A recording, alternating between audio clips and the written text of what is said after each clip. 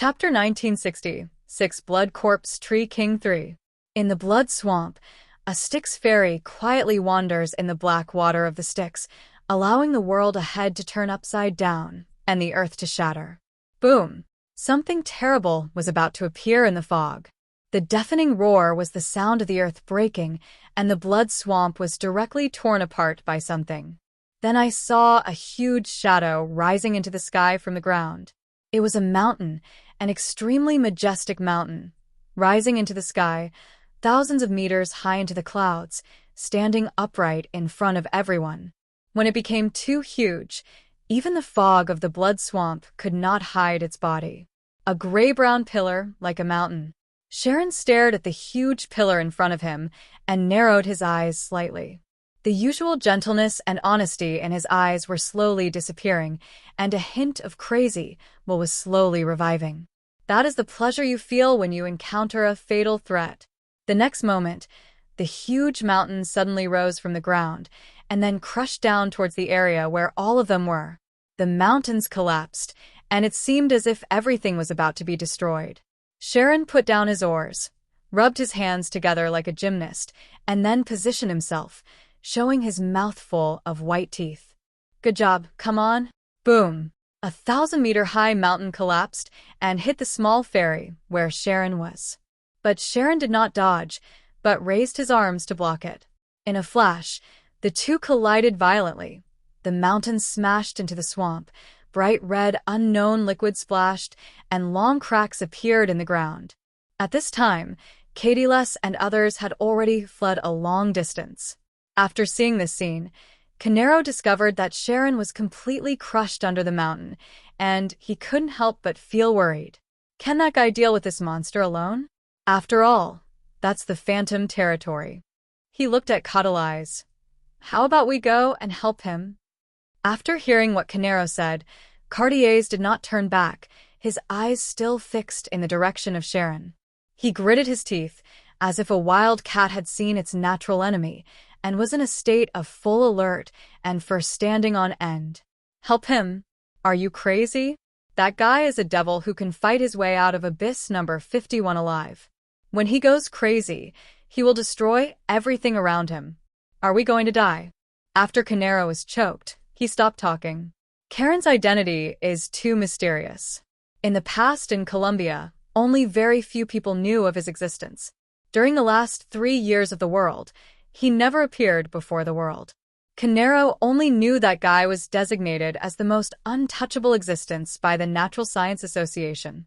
If it weren't for the fact that Brian was too unreliable to take on the responsibility of this operation, and that money tycoon Adam Smith was busy dealing with affairs on Mars, he would never let this guy be the leader. After all, he should have been staying in a mental hospital for treatment. Boom! The mountains that collapsed on the earth made a loud roar. Crack! The sound of breaking was clearly heard, and a moment later, dense cracks like spider webs appeared on the entire mountain, and then with a loud bang, it was shattered directly from the waist. Sharon leaped high and stood on half of the mountain. He looked down at the mountain and found huge wood fibers on it. Suddenly, a strange arc appeared at the corner of his mouth. But when he looked up again, the clarity in his eyes had completely disappeared, replaced by a demonic darkness. Sharon seemed to have become a different person at this time. Boom! Boom! Boom! The roars came one after another, and in the fog, more and more huge mountains appeared. They are all plants, trees that grow here. To be precise, they are just part of the main body of a tree. Sharon raised his neck and looked up at the sky. At the end of the sky, he vaguely saw a huge shadow hidden behind the fog. It turned out that the blood-red sky covering the entire space was not the color reflected by the space, but the crown of a huge tree.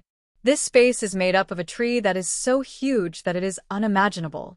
Its body is so huge that it is unimaginable. The blood-red sky represents the corpses hanging on the tree branches. Along with the appearance of the giant tree, the bloody corpses also revealed their true appearance from the clouds. The sky was covered with corpses. When Canero and others saw this scene, their eyes widened. Even if they spent their entire lives thinking, they still could not imagine what kind of hell there would be so many corpses. Hundreds of thousands? No, even millions. Even the almost immortal vampire soldiers opened their mouths wide and stared blankly at the sky. Is this the ancient super battlefield? Otherwise, why are there so many corpses? Some of the corpses above were human-shaped, some were animal-shaped, and some had broken wings on their backs. Canero thought of the internal information of Colombia, took a deep breath, and sighed. In order to seal the giant god of the Drucker clan, every era will experience extremely bloody and cruel battles.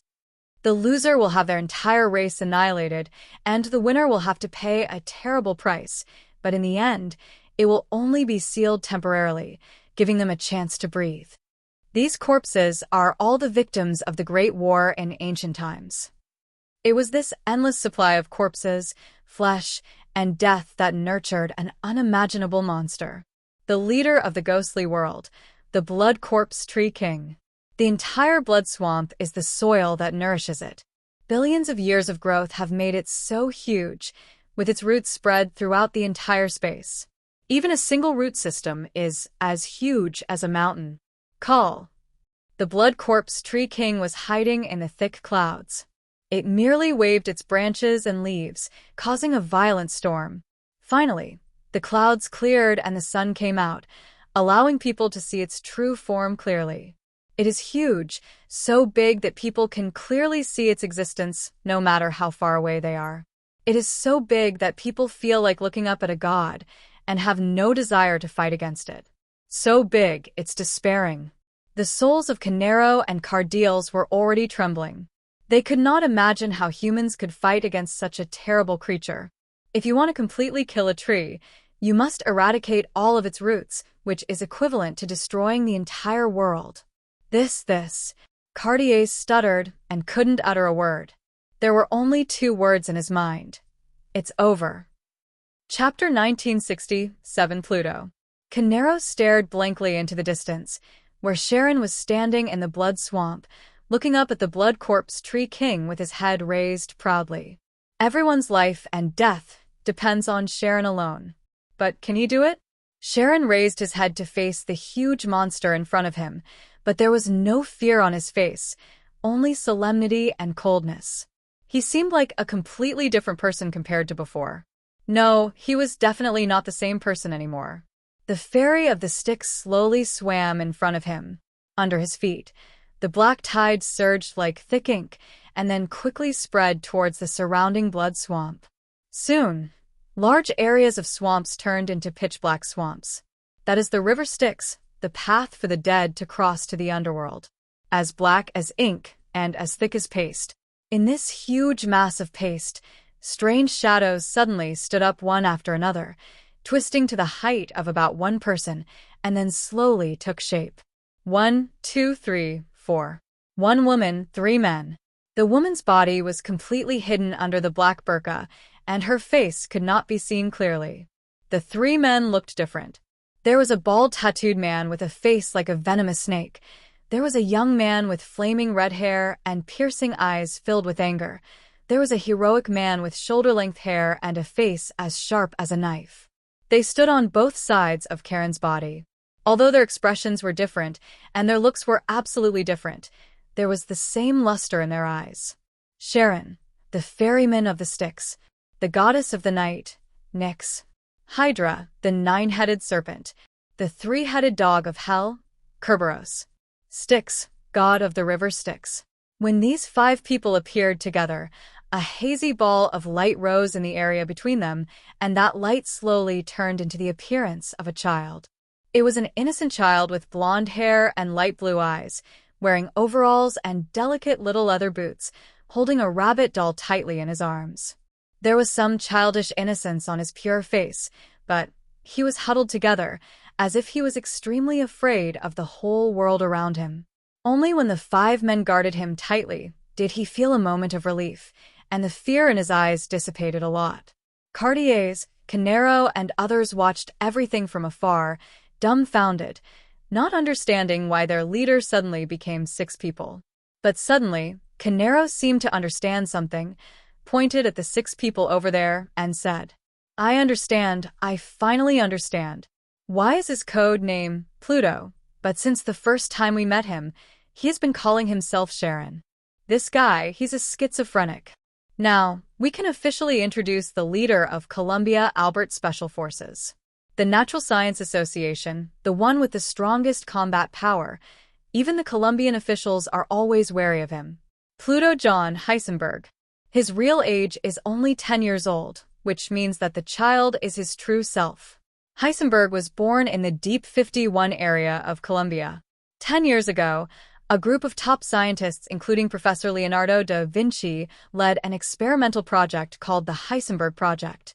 Many years ago, Colombia had discovered the secret of the existence of an underground civilization race and established 2 major experimental bases to contact with aliens. One of them is the world-famous Area 51, and the other is the Doxy Proving Ground. The underground civilization transmitted some of their powerful weapons and technology to Colombia, which enabled this country to quickly dominate the world a century ago. The Heisenberg Project is a plan to combine human genes with the genes of underground life to create new humans. The people created in the plan were called Heisenberg Orphans. In order to test whether they could adapt to human society and accelerate human evolution, a large number of social experiments were conducted on these children. Most of the individuals died in the laboratory before they grew up. In subsequent social experiments, a considerable number of individuals were humanely destroyed because they posed a danger to society. John Heisenberg was the last child to survive. Years of social experiments and various extreme tests have gradually given rise to a variety of personalities in order to protect themselves. Teachers, doctors, psychopathic murderers, prostitutes, military officers, gangsters. Every time he undergoes an extreme test in his life, a new personality is born. After testing, it was found that he had more than 2,000 personalities. The Heisenberg orphan suffered from schizophrenia in humans, a phenomenon that is very valuable for research, so instead of being humanely destroyed, he became an excellent research subject. Until later, the end of the world came. No one expected that Heisenberg would display powerful energy far beyond that of ordinary people. Among his more than 2,000 personalities, more than 1/10 have superpowers, which makes his thinking even more confused, and a large number of cruel and bloodthirsty personalities will pose a huge threat to society. He made me aware of a problem. At a certain time, in a laboratory far away in Franklinville, Professor Da Vinci took a big gulp from the bottle of wine and complained to Brian, who was skillfully operating mechanical tools with his dog's paws. It turns out that there really can be so many different souls hidden in one person's body. From the essence of the spirit, this is a split of the self-consciousness within a body. This is extremely rare. Blaine just rolled his eyes when he heard this. That's just kind of morbid, isn't it? Hiccup, no. Blaine, you don't understand. Da Vinci muttered, walked over with a drunken look on his face, put his arm around Guzzi's shoulders and explained, people with weak mental strength would have collapsed and died after experiencing those tortures. Not everyone can split into more than 2,000 different characters.